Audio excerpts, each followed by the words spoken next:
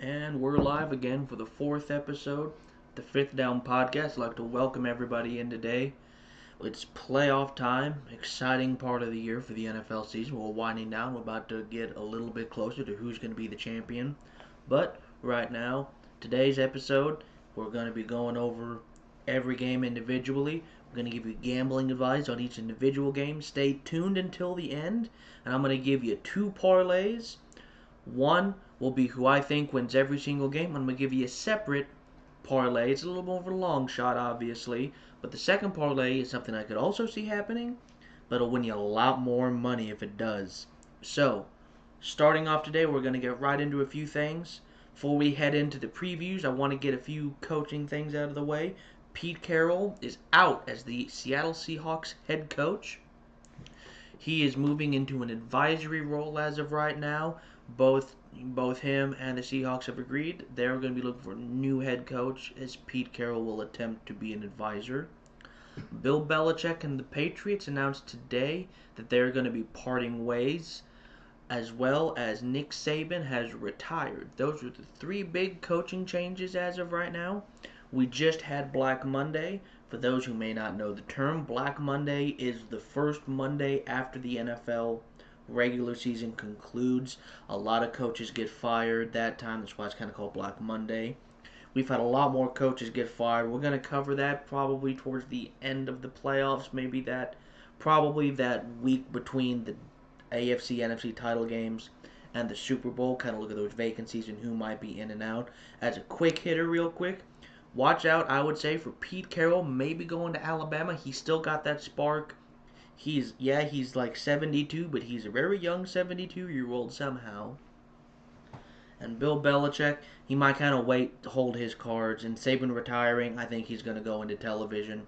Probably Fox to fill that Sean Payton role after he got hired by the Broncos, I would imagine. So I'd say Saban's going to TV.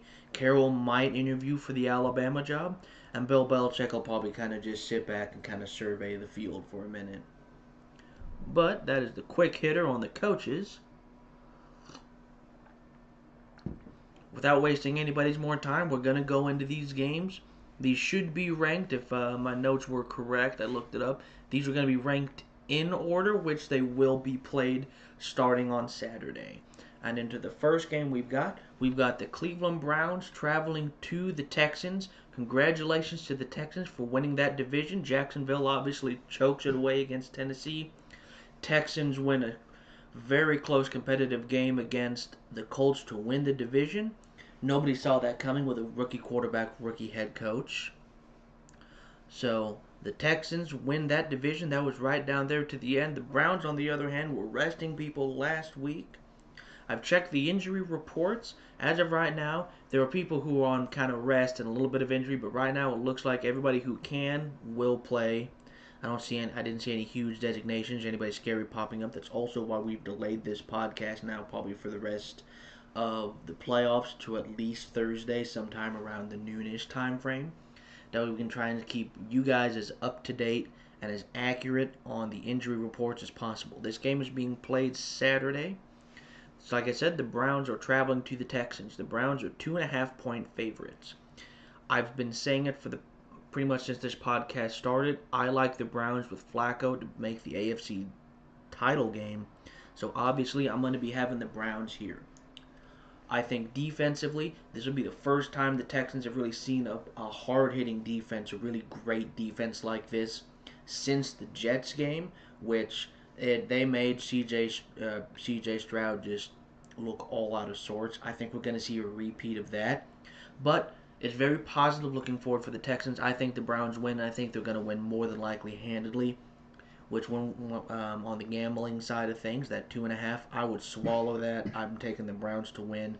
Cover the 2.5.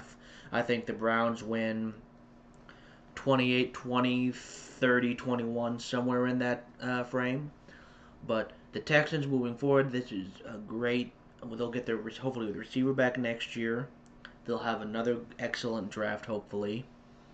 And they'll maybe get a free agent or two to help bolster that wide receiver room. That way, when one of their receivers goes down like he did this year for the season, they're not kind of down to just one extra guy.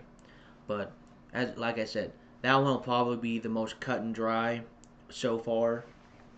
Is the Browns over the Texans? That's the lock of the week out of everything for me. That is the I would be most surprised even out of the other ones, and I'll get to that even though the spread doesn't reflect it. I would be very surprised if the Browns lose to the Texans. But yeah, if you want your surefire, take a couple of bucks, take the Browns minus 2.5 at the Texans. Seems wild. I think the Browns head to toe are just a more complete, more better football team. So, moving on to the next one. We're Saturday night, somewhat controversial because it's streaming exclusively on Peacock. I will say this for anybody who does want to know, except for your local market. If you're a local Kansas City market, you get the blackout Kansas City games. Local Miami Dolphins market, local Miami games with the blackout. You should still be able to watch that game on your local NBC affiliate. Peacock is an NBC deal for those who may not know. But the Chiefs are 4.5 point favorites at home. This line opened up at about 1.5. Well, we couldn't do podcast then, otherwise I would have hammered the Chiefs. That's basically a pick 'em, but it's been bet all the way up to now 4.5. I am picking the Chiefs to win this game. It's gonna be very cold. Yeah, it's gonna be basically negative 15. I know with the wind chill, the real feel, which should just be the temperature, but that's a separate discussion about the weather we won't have today. But the real feel with the wind chill will be about negative 15. It looks like there's a potential chance of snow also. A lot of cold front moving in here in the Kansas City area. The Chiefs are used to cold weather. They won't be bothered by it. The Dolphins, I believe, since 2015 or 16, somewhere in there, they have yet to win a game below zero or below a certain temperature. Apologies for not having that exact statistic on me. Um, but the Chiefs at minus 4.5. That's hard on the gambling side. That's going to be hard to bet on, and we'll get that here in a second. Injury wise for this game, from what I've read, most of the Chiefs, Kadarius Toney, all those guys, they should be good to go. They were obviously resting last week, and they should be at close to full power outside of Jerick McKinnon, who's still on IR, to go. As for the Dolphins side, obviously no Chubb on the defensive side. The two offensive pieces people probably had a lot of questions about, Jalen Waddle and Raheem Mostert. Um, they are still on the report. They missed last week against that win against the loss. My apologies, with that loss against the Bills that dropped them down to the 6th seed. Also, when we get to it, congratulations on the Bills for winning the AFC East for the 4th time in a row. Um, Reading some reports that came out not too long ago, and McDaniels was addressing the team. He says they're hopeful. They haven't had any setbacks, but with a short week, you never know. So it does look like Jalen Waddle and Raheem Mostert are hopeful to play against the Kansas City Chiefs. Who I have in this game, I am going to take the Chiefs. I don't think the Dolphins. I think they're limping. I think they've ran out of gas. I think it's just not a whole lot there for them at this point. I think they tried everything they could to beat the Bills. They couldn't. Tua Tagovailoa, his decision making is not really there. The Chiefs have beat them already, so there's not, I would say, on the Chiefs side of things, any sort of worry or anything like that about having to host Tyreek Hill again. He tried the revenge angle, it didn't work. L'Jarius Sneed, who will be named probably to the All-Pro. Trent McDuffie on the other side, two very good corners. They should be able to keep the wide receivers in check again. And the Dolphins' offensive line is struggling a lot, so they just need to find that right matchup, in my opinion, with Chris Jones probably. And I think they'll be able to wreck shop, disrupt the timing. When you get to that 4.5, the 0.5 is called a hook in gambling terms, for those who don't know. But that hook on the 4.5, potentially by kickoff, this thing could be all the way up to 5 and 5.5 if people keep hammering the Chiefs. Obviously, that's what happens to those who also don't know. When a team gets bet on more, their number increases until it stops and it kind of goes down, which is why the Chiefs opened up at 1.5, and now we're talking about them at 4.5. Gambling side, not picking an outright winner. Outright winner, if you just bet the outright winner, take the Chiefs. But if you want to bet on the spread, the Dolphins to cover at 4.5 or better, because this has potentially sneaky backdoor cover. They're down 10 with maybe a minute to go, maybe get a touchdown. They get it like a touchdown or something. Now they're only down 3 and you lose it, or something like that. That 4.5, it just gets hard to take the Chiefs. The Chiefs are not a very good covering team either. And this thing could go fast and quick with maybe both teams preferring maybe to run the ball here. So that is my pick. Chiefs outright, but Dolphins. If that, like I said, if that number dips from 4.5 down to 4, that gets a little harder. If it dips back down to 3.5, I would take the Chiefs at 3.5 to cover a 3.5, but not 4.5. So we're going on to the next game here. The Pittsburgh Steelers at the Buffalo Bills. Like I said, congratulations to the Bills for winning the division a fourth straight time, when a lot of people, including myself, had them dead. You have to give them credit for that. It has not been inspiring, though. They've had clunkers. It's been weird. If ever the phrase by hook or by crook kind of applied to a couple of game stretch here, that's kind of how the Bills feel like they're winning. They get a punt return for a touchdown in the Miami game that really flipped that game for them and let them kind of keep that momentum and get that momentum and kind of ride it all the way. They're going to host the Pittsburgh Steelers, which congratulations for the Steelers to getting in with Mason Rudolph at quarterback. Who would have thought going to a guy named Rudolph on Christmas time would yield such fantastic results? But obviously the Steelers take care of business against the Baltimore Ravens backups. And they get in, and then Jacksonville losing also helped them do that, helped them get in also.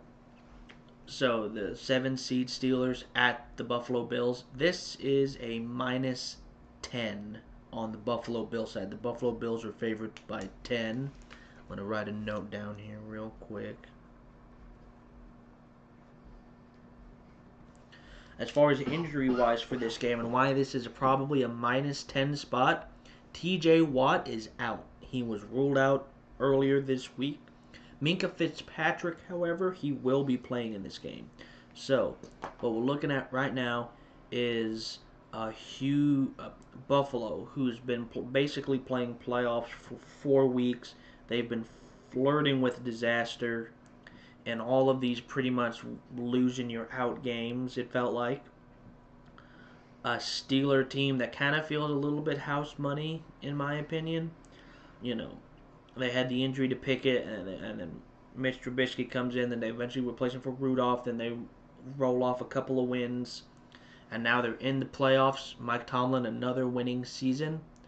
So the way this is going to look to me right now, take the Steelers to cover. Take them to cover the 10. I'm going to take Buffalo to win. The reason this is not as big of a lock as I would say is who watching would be surprised if Buffalo comes out flat. The Steelers with an opportunistic defense, a lot of young wide receivers, they kind of come out firing and they make this a really close game. Bills get tight, McDermott gets tight, Allen gets tight, and then you've got the Steelers probably feeling like they have a puncher's chance going into the fourth, and then a big play happens, potentially another turnover, and all of a sudden the Steelers might win this game. Like I said, Steelers definitely are the side on the money side. If I'm picking an outright winner, though, I will go with the Bills. They should be able to. They have the firepower. Their defense is playing a little bit better. You would think the clock has to eventually strike midnight for the Steelers, and there's kind of almost Cinderella turnaround. But yeah, um, that's why the Browns Texans was the lock, and not one of these other big favorites like I'll get to in the next little part of the discussion. The Bills, I feel like, are very prone to falling flat. They came out flat against Miami. They fall flat against the Patriots the week before. They were kind of flat at least on offense against the Chargers. You know, I don't think they've played inspiring football, and I think the Steelers will take advantage of that. And like I said, if T.J. Watt was playing, this is probably a 5 or a 4 point spread with a lot of more people picking a Steelers upset. Right now, in my main setup I have right now with my main picks, I am gonna take the Bills. So right now, for the AFC side, I have the Browns advancing, the Chiefs advancing, and the Bills advancing. Now we're gonna cover those matchups here in a little bit, but now we're gonna hit the NFC side. The first game scheduled for the NFC side, Green Bay Packers at the Dallas Cowboys. The Dallas Cowboys are 7.5 point favorites, and that feels right. They blow people out at home that maybe aren't the best. The Packers defense, it is not pretty. They're probably going to fire their defensive coordinator after the season, but I'm obviously going to take Dallas. I am hesitant at 7.5 to pick Dallas. I will probably, if this number goes below 7, I would pick Dallas to cover below 7. Above 7, right where it is, 7.5 the hook, take the Packers to cover, because this could very well just wind up being the Packers just throw the ball all over the yard. They got nothing to lose. They might be down 2 touchdowns. They get a touchdown. They're only down by 7. Go for the onside kick. Don't recover it. Dallas nails the clock. That half-point hook cooks you in that scenario. I could see something like that happening. Good old prevent defense. But Dallas in the first round, they fought their way to the 2 seed, and congratulations on the Dallas Cowboys for winning the NFC East. But injury-wise, I'm not seeing a whole lot of stuff on the injury report for those guys. Not really anything that would change my pick. But like I said, I will have Dallas winning this and advancing. Green Bay is a good story. A lot of people are saying they found their guy in Jordan Love potentially. I'm not so sure. I want to see another year before I think about it. But obviously, congratulations for making the wild card, making that 7 seed spot. Dallas, this is another game like the Steelers. You think this would be a lock? If I don't like the Bills, well, I would have to like. I don't, because Mike McCarthy playing against his old team again. The Packers always beat the Cowboys. Yes, that was with Aaron Rodgers for the most part, but they haven't played without him yet to really prove that, so there might be kind of that running around in the back of a few Dallas players' heads maybe. And like I said, it's kind of the Steeler thing. Green Bay, house money. Maybe they probably think they're still a year away probably from where this should have been. But they're in the playoffs right now. They like to throw the ball, run the ball a little bit. I think it can be competitive. And once again, if this is like the Steelers, if this game gets close, for whatever reason, I would definitely take Matt LaFleur over Mike McCarthy in a close game. Mike McCarthy, almost at this point, famous for having very poor clock management skills, very poor situational play calling. Even at home, could you feel maybe the stadium get tight? And another Dallas disappointment. I can see that to a certain extent. I don't think that will happen because of how porous the defense is for Green Bay and how CeeDee Lamb has kind of emerged as a top 5 wide receiver in the NFL right now. So, just to reiterate, we're going to take Dallas to win, but at the 7.5 line, take Green Bay to cover. If that dips down to 6.5, Dallas is the play there. But if it stays 7.5 and even goes up more, Green Bay to cover that. Um, Next up, the Rams at the Detroit Lions. The Lions are 3-point favorites at home. Obviously, like we said, the Lions have won the NFC North. Rams are the 6th seed. So, what we're looking at right now, this is an interesting game. Matthew Stafford comes home. Um, Jared Goff obviously playing the Rams, the team that traded him to Detroit, and then the Rams going to win that Super Bowl with Stafford. Um, it's obviously at the Lions in Ford Field. Here is the kicker that's going to influence a lot. Laporta is doubtful. Report from Dan Campbell is it wasn't the best of starts for him to try to play. And even if he does play, I think he'll be more of a decoy or extremely limited. And with Laporta out, I'm going to take the Rams. Head coach, better head coach. I like Dan Campbell, but I think Sean McVay is just better. Dan Campbell is good. McVay's just better. Quarterback, Matthew Stafford. Stafford at this point is better than Goff. Wide receivers, I think that's a wash. Obviously, tight end is with Laporta out, not healthy. The Rams are better, probably at tight end with Higbee.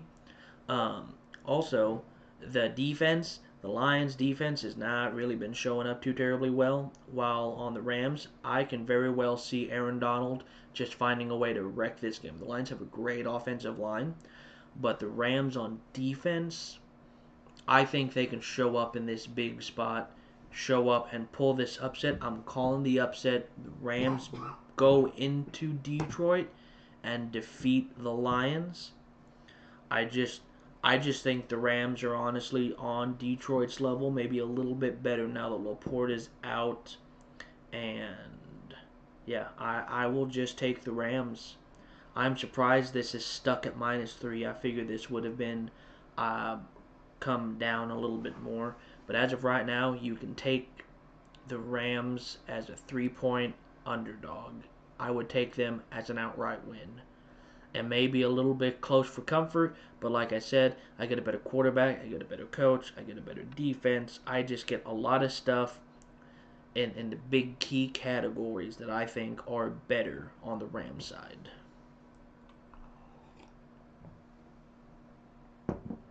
Now we're going to shift to the last game for the wild card weekend. The Philadelphia Eagles at the Tampa Bay Buccaneers. Eagles are 3-point road favorites. I'm going to call another one. I'm going to call the Buccaneers to beat Philly at home. Philadelphia, they are not limping. They're crawling on their hands and knees into the postseason, just begging for the season to be over. It feels like at this point, down like 24 to nothing against the Giants in a win and potentially in scenario if the Cowboys would have lost to the Commanders. They came out flattered and 4 o'clock. They are just paper flat in that game. They had people get injured. It was about as bad of an ending to a season as you could get, and I think Sirianni is starting to kind of feel the screws tighten. And I think this team. Now the Bucks didn't impress anybody either. They only beat the Panthers 9-0. You know, it feels like a Dodgers score in baseball, but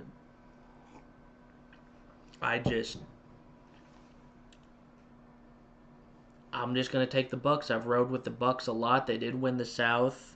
Congratulations to the Buck. Congratulations to Baker Mayfield, first ever division winner. Division title, I should say. Um, I the Eagles' defense is horrible. They're the worst unit in the playoffs off of anybody. They're bottom of the league in defense. I think the Buccaneers might be able to round into a little bit better shape. This might be an ugly game, and very well the Eagles could beat them, but just I can't get over how they played against the Giants in a potential division clinching game like that. Obviously, the Cowboys won it. It was a moot point, but those games were on at the same time.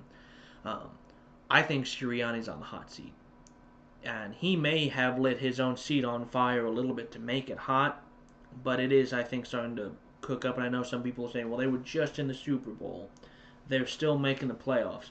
They fired Andy Reid for having one bad season, pretty much.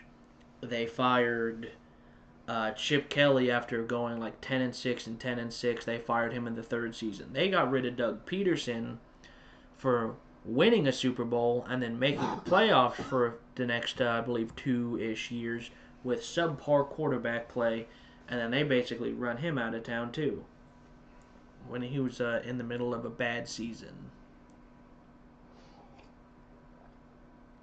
So if they don't fire, if they go in and lose to the Bucs round one and don't look good, like they did not look good against the Giants, either they fire him right there, or he's gonna start the season super hot on that hot seat, and he could potentially be out from the Eagles by the middle of next season. That's just how Philadelphia is.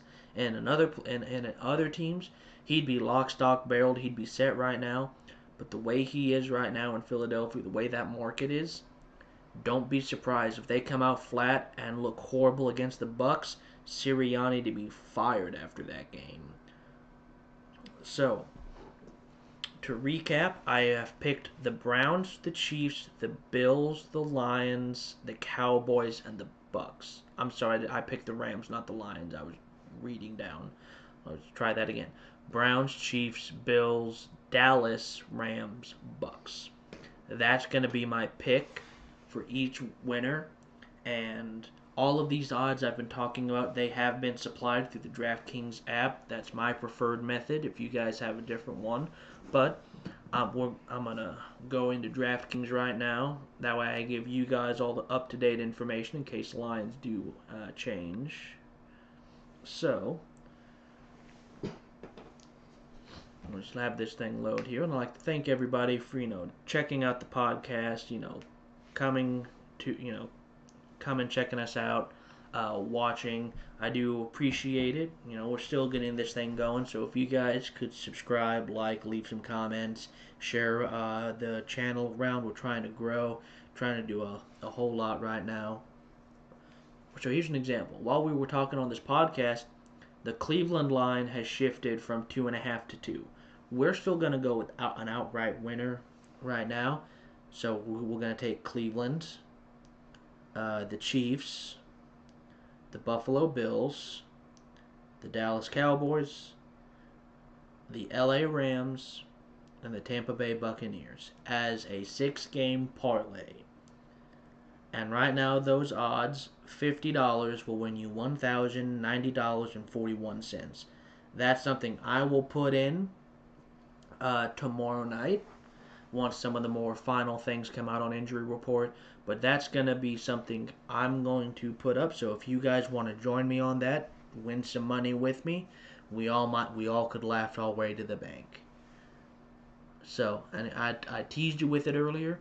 The kind of longer shot one that I could see happening, I'm going to give it to you right now. We're going to take the Pittsburgh Steelers. Basically, we're going to bet on both teams I thought could fall flat. They both potentially do fall flat. So we're looking at Pittsburgh, Green Bay, and then we're going to add the Bucs to that too, kind of staying in that trend. And on that one right there, $50, that same bet as before, will win you $2,053.90. That's another one I'm probably going to look into, and once some more injury stuff comes out on Friday, I'll probably put that one in there too. That one's a lot higher risk, but that's a lot higher reward. So, that is going to be what I am more than likely going to do this weekend. I'm going to put in both of those. You guys can either choose to it. You can choose every single thing against me if you want to. That's your prerogative. But I've given you who I think wins, where to bet them at, and a couple of parlays. So as a preview real quick, if what I say holds true, we're going to have a very interesting next weekend. We're going to have the Browns visiting Baltimore, the Chiefs in Patrick Mahomes' first ever road playoff game going to Buffalo. And then on the NFC side, the Rams will go to San Francisco and the Bucs will go to Dallas in your divisional round. So, that is going to conclude it for us today. And we'll see you next week. We'll see where I'm right, where I'm wrong, and hopefully we'll all have a little bit more change in our pockets. Thank you for watching, and like I said, share us around.